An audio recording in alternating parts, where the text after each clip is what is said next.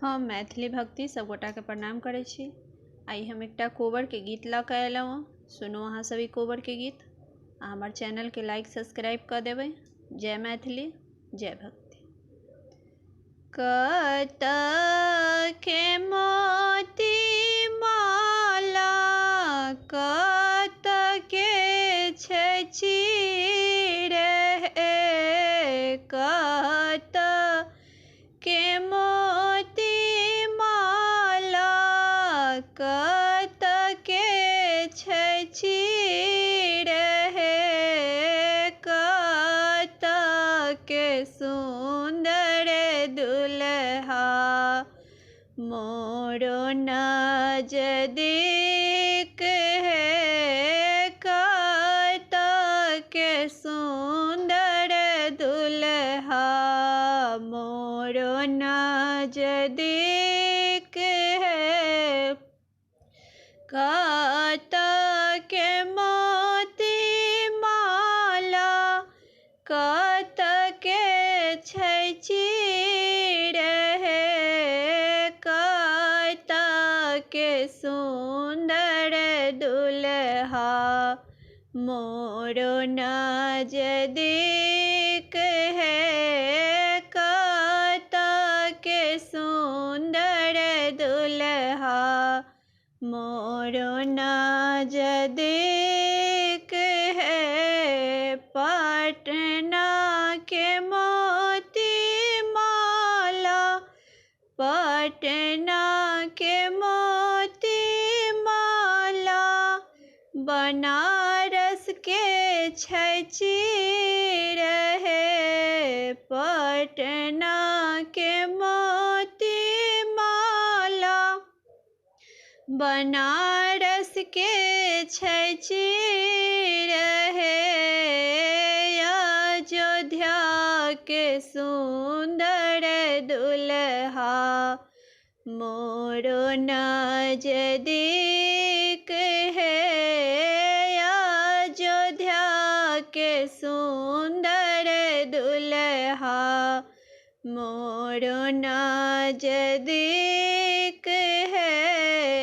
केहि देलन मोती माला, केहि देलन चिड़ै, केहि देलन मोती माला, केहि देलन चिड़ै, केहि देलन सुन्दर दुल्हा मोरो नजदीक है, केहि देलम सुन्दर दुल्हा मोर नजदीक है।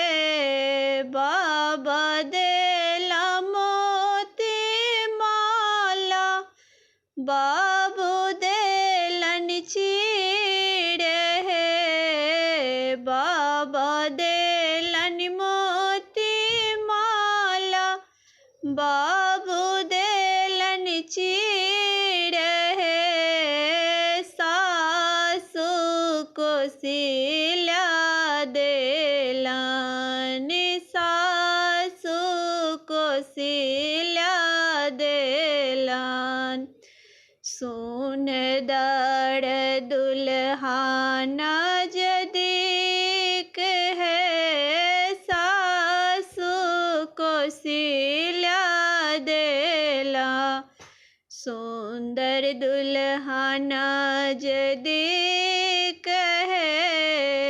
किए करबै मोती माला, किए करबै चिड़ै, किए करबै मोती माला, किए करबै चिड़ै, किए करबै सुन्दर दुल्हा मोरो नजदीक है, किए करबै सुन्दर दुल्हा मोर बड़ो नजदीक है, गले पहिरब मोती माला, आंगे पहिरब चीर है, गले पहिरब मोती